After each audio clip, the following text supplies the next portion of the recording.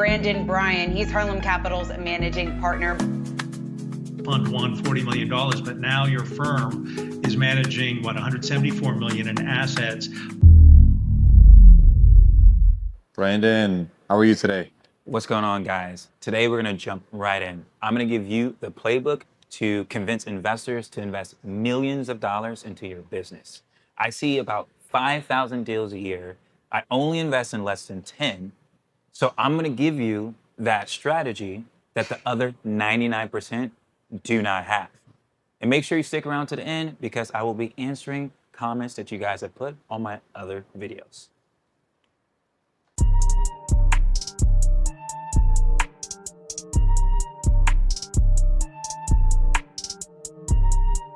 Okay, so the first thing, and potentially the most important thing, is the management team. So you have to make sure that your management team,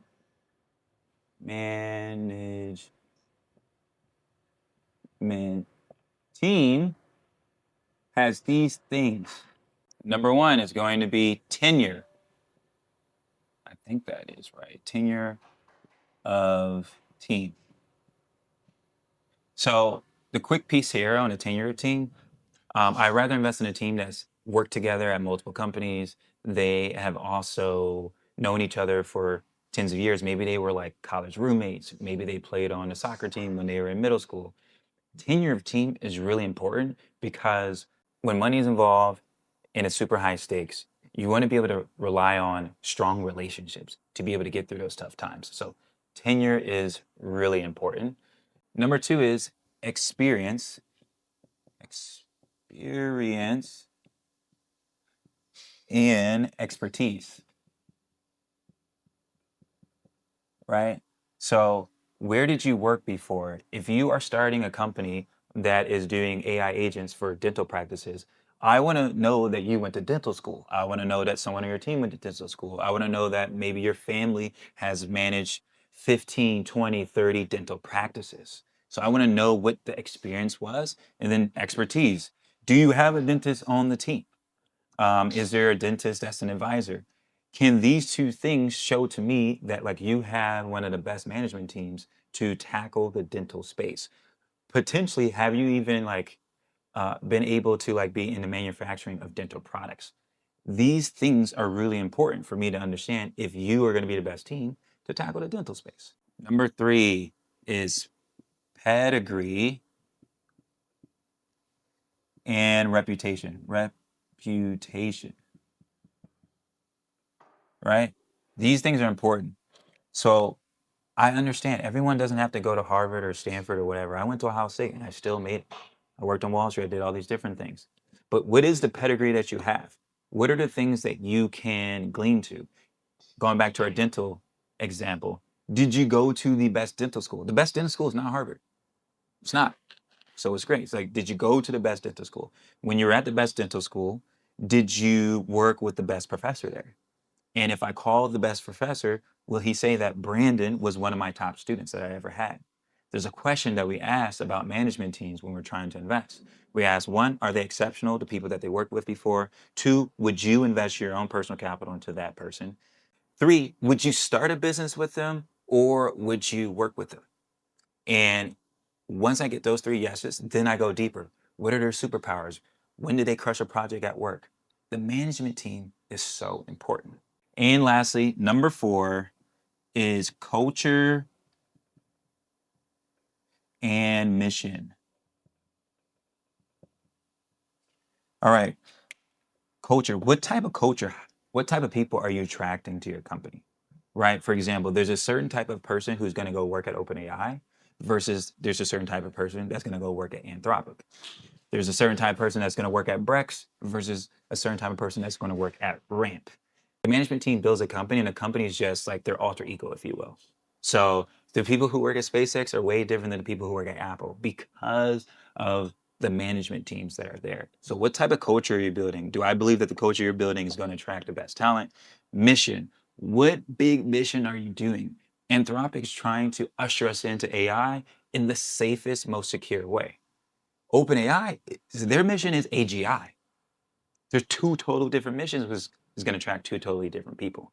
All right, guys, Now we're about to go on a walk, and we're going to talk about the second characteristics that will convince investors to give you millions of dollars for your business. Follow along.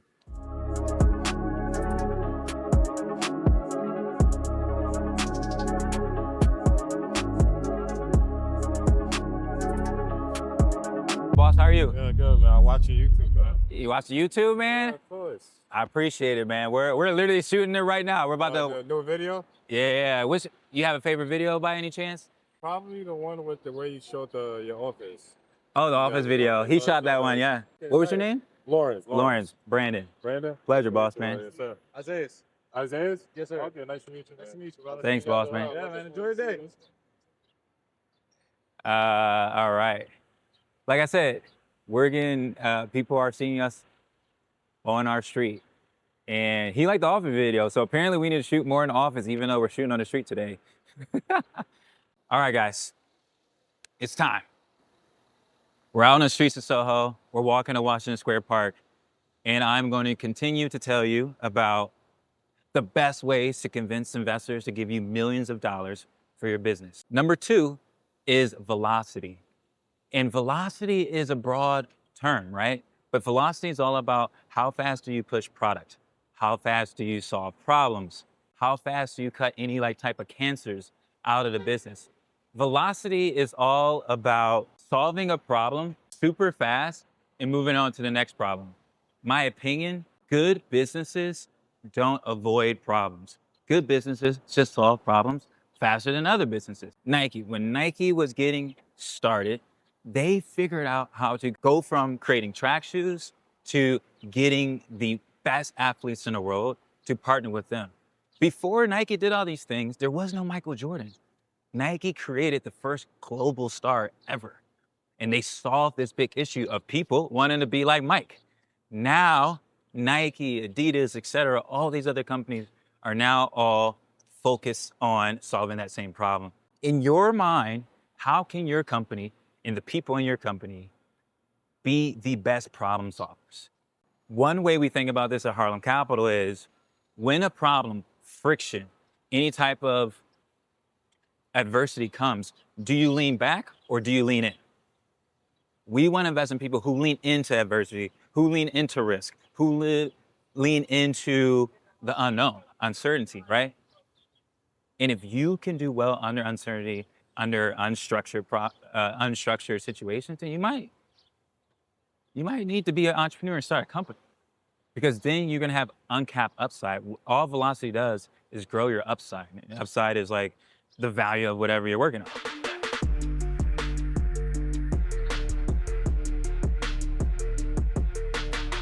So guys, when we're thinking about velocity, we're really thinking about not just speed, because anyone can move fast on something.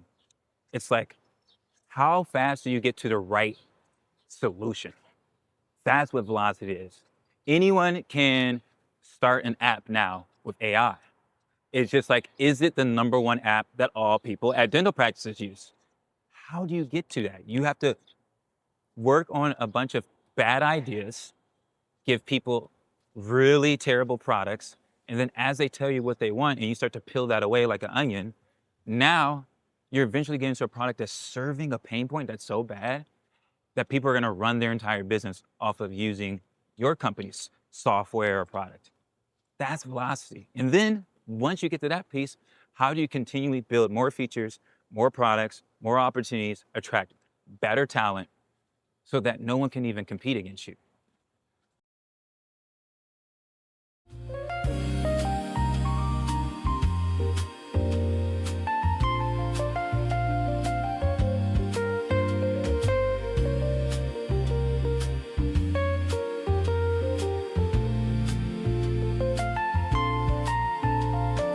All right, the third characteristic is the ability to hire exceptional talent. Number 1, can you hire people who come from a center of excellence, people who have great pedigree, people who have an amazing reputation? An example, I invested in a nuclear company that is building nuclear reactors for cargo ships. So I wanted that individual to have the ability to hire nuclear engineers from SpaceX, folks that worked at Anduril, folks that worked at other nuclear companies. if that founder wasn't going to be able to hire those people, why would I invest? it's it's like you really need to hire people who have almost done exactly what they're going to do in your job, but they've done it at the highest levels. We're hiring people from NASA. We're hiring people who were at Uber Freight. We're hiring people who were at Tesla, who were at SpaceX, all for this nuclear company that's working on cargo ships. So, can you have the ability to do those things? Secondarily, do you have the ability to retain that talent? This happens over time, but can you actually keep someone who left SpaceX and have them work at your company for the next 3 or 4 years? The last part about hiring talent, what is your reputation around talent? An example, Ramp here in New York has a reputation of hiring the best engineers in the world to work on finance. Most engineers want to work on like really hard problems. They don't work on AI models, but somehow, some way, the culture at Ramp is getting the best engineers in the world. And why are they doing that? Because the caliber of other engineers, other researchers, other top tier people are working there. The best people in the world, the A+ players, want to work with other A+ players.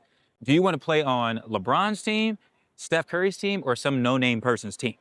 No, I want to play with LeBron or Steph because I'm going to learn from greatness. And so that's the same thing you have to build internally at your company. Are you hiring people that are great and that will attract other young people who are on the cusp of being great as well?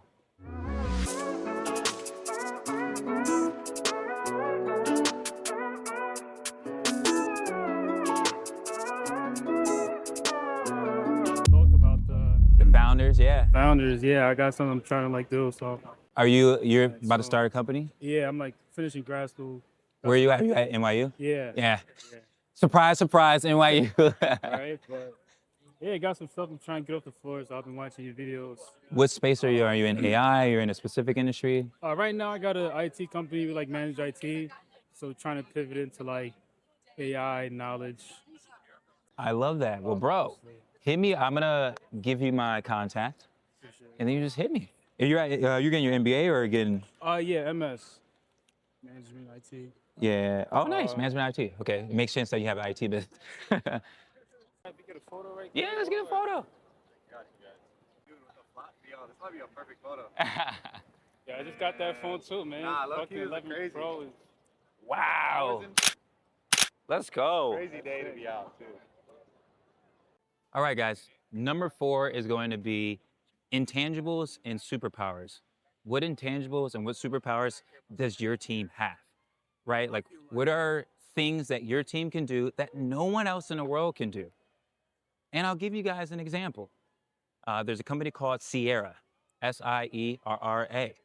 They are in the AI agent space for customer service. Their CEO is named Brett Taylor. Brett Taylor is a unicorn. Brett Taylor started a company, little small company, that was acquired by Facebook.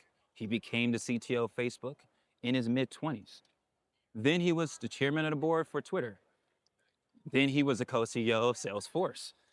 Now he started Sierra, and he's the chairman of the board for OpenAI. Someone could assume that he has access, relationships, understandings of technology that no one else has. And if he is at Salesforce, and he was a CEO, he's one of the best salespeople in the world.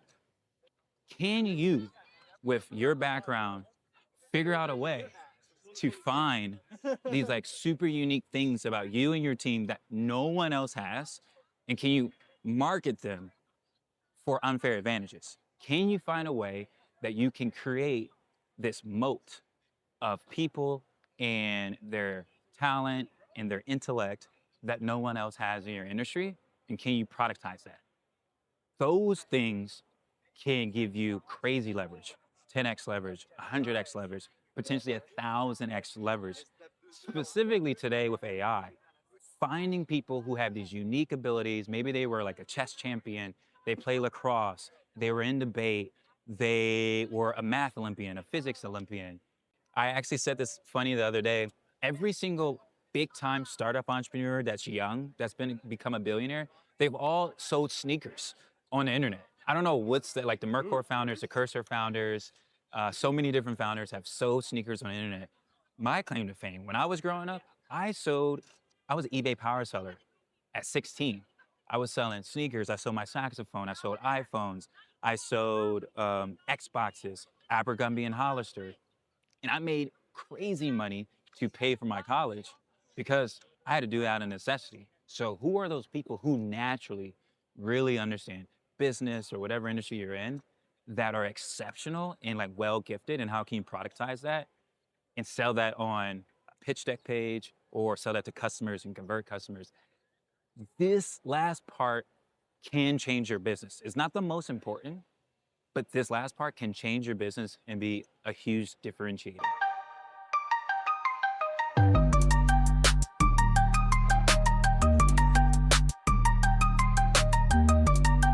All right, guys, I said I was gonna answer questions. So question number one, I love watching the live videos as someone who is learning about VC. This is super insightful. When a founder declines the investment offer from a VC, what is the most common reason why? The way I will set this up is think about sports. Think about like when LeBron James or Kevin Durant or someone else is in free agency. What happens? All of these teams can all pay them max contracts. So the money doesn't matter. It's like, what's the best place that they'll fit in? Who's going to support them with the right teammates? Who's going to support them with the right coaching? Is it the right market they should be in? Like, does LeBron want to be in Milwaukee, or does LeBron want to be in LA? Does he want to be in Cleveland as a small market, or does he want to be in Miami? And so you can think about that same thing for founders. Founders, most likely really good ones, can choose from 10 or 15 investors. So it comes down to what's the strategic value add that an investor brings. So you want people who have a super unique expertise that will add to what you have going on, because it's really hard. 99% of all companies that raise venture capital fail. So when you raise capital, you want to bring on people that help increase your likelihood of success. Question number two, this was in reference to the video when I was discussing live with a founder between a $37 million valuation and a $42 million valuation. So this person asked, why are you negotiating between 37 and 42 valuation cap? That makes no sense. It literally doesn't matter if the bet is a home run, which means that it's a super successful company. It's either a home run, which in the case the difference doesn't matter, or it fails, which in the case it doesn't matter. My opinion, the reason why valuation or where your entry price matters, for example, let's say I have 5% of a business and that business gets to a $1 billion exit. I now have 5% of $1 billion. But let's say that's at 37 million. At $42 million valuation, I got 8%. So now I have 8% of 1 billion. That's hundreds of millions of dollars, right? Or tens of millions, hundreds of millions of dollars in difference. So every single piece of ownership from your first investment into a company is very important, because at the end of the day, what is your goal? What is my goal? To return capital to my investors. And so let's say I have a $100 million fund and I return 500 million from being able to invest in this company. This company is worth 10 billion. I receive 500 million. That's great. 5x my fund. But what if I had the 8%? I would have 8x my fund. The difference between a 5x and an 8x is orders of magnitude more. And so just like the founder should be very smart about what type of equity they're giving out to their employees and when they're letting investors come on to their board and invest. Equity is all we have. It's just a pie of 100%. You don't get any more. So you have to divide up that pie very smartly so that you make sure that you incentivize everyone to be super successful at your company, but you also have incentivized investors to give you all the resources. And then literally at the end of the day, when you do reach that magical moment on top of Mount Everest, you want to make sure that you get paid, but also that everyone who was involved, all your stakeholders, also have a great experience. All right, guys, we have to remember, at the end of the day, business is a contact sport. You have to understand that people just want to do business with good people. And so you have to like psychologically understand, what does the person on the other side of the table want? As an investor, I want to return capital to my investors. If investing in your business is the best possible way to get to that, I will invest. So my opinion is, how do you take these four examples that we talked about today, or these four characteristics, And how do you assemble your super team? How do you get the LeBron? How do you get the Steph Curry? How do you get the Luka Doncic to jump onto your team? Because they believe that jumping on your team, working at your company, on your mission, will help them get to their end goal. That's all it's about. And so I want to challenge you, how can you do almost like a 360? Do a self-review, but also do a review of all your friends and colleagues on how you do on these 4 things. How is your management team? How is your velocity? How is your ability to hire great people? And then what are your intangibles? What are your superpowers? And give yourself a letter grade. Is it A minus, B, B plus? And then when you get there, you'll know like if you're really building something great or not. So let me know in the comments if you guys like this. Boop.